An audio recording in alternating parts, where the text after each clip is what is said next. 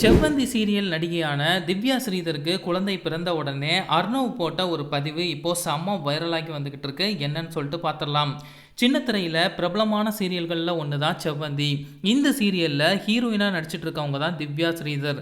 சில மாதங்களுக்கு முன்னாடி இவங்களுக்கும் அர்ணவுக்கும் சில பிரச்சனைகள் ஏற்பட்டுச்சு. அதுக்கப்புறமா பிரிஞ்சுட்டாங்க. தனித்தனியாக தான் அவங்க வாழ்ந்து வந்துக்கிட்டு இருக்காங்க. அந்த நேரத்தில் திவ்யா ஸ்ரீதர் வந்து கர்ப்பமாக இருந்தாங்க அப்படிங்கிற விஷயம் எல்லாத்துக்குமே தெரியும். செவ்வந்தி சீரியல் டீம் மெம்பர்ஸ் தான் வளைகாப்புலாம் நடத்தி திவ்யாவை பத்திரமா பார்த்துக்கிட்டாங்க. இந்த நிலையில் இப்போ பெண் குழந்தை பிறந்திருப்பதா தெரிவித்து திவ்யா ஸ்ரீதர் வந்து புகைப்படத்தோட ஒரு போஸ்ட்டுமே போட்டிருந்தாங்க.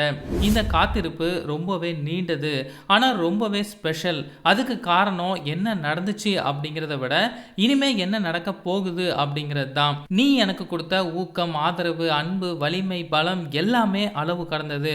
என்னோட ஒரு பகுதியாக நீ இருந்ததுக்கு நன்றி. நானும் உன்னோட பகுதியாக நான் வந்து கண்டிப்பாக இருப்பேன். லவ் யூ டார்லிங், என்னோட அழகு பெண் குழந்தை. இந்த பயணத்தில் எனக்கு ஆதரவாக இருந்த ஃப்ரெண்ட்ஸ் அண்ட் ஃபேமிலிக்கு நான் வந்து நன்றி தெரிவிச்சுக்கிறேன் அப்படின்னு சொல்லி எமோஷனலாக ஒரு பதிவு வந்து போட்டிருந்தாங்க. நிறைய பேர் வந்து திவ்யாவுக்கு வாழ்த்துக்களை சொல்லி வந்துகிட்டு இருக்காங்க. திவ்யாவுக்கு குழந்தை பிறந்த உடனே அர்ணவ் வந்து தன்னுடைய சமூக வலைதள பக்கத்தில் இப்போ ஒரு பதிவு வந்து போட்டிருக்காரு. அந்த பதிவில் நிறைய உள்ளர்த்தம் இருக்கிற மாதிரி தாங்க இருக்கு. அந்த பதிவில் அவர் என்ன சொல்லியிருந்தார்னா, நம்மளுடைய மனசுக்கு மட்டும்தான் தெரியும் எது உண்மைன்னு.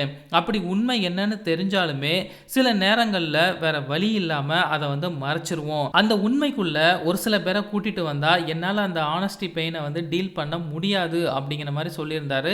இதுதான் ட்ரூ ஃபேக்ட், ரியல் ஃபேக்ட் அப்படிங்கிற மாதிரி ஹேஷ்டாகோட போட்டிருந்தாரு.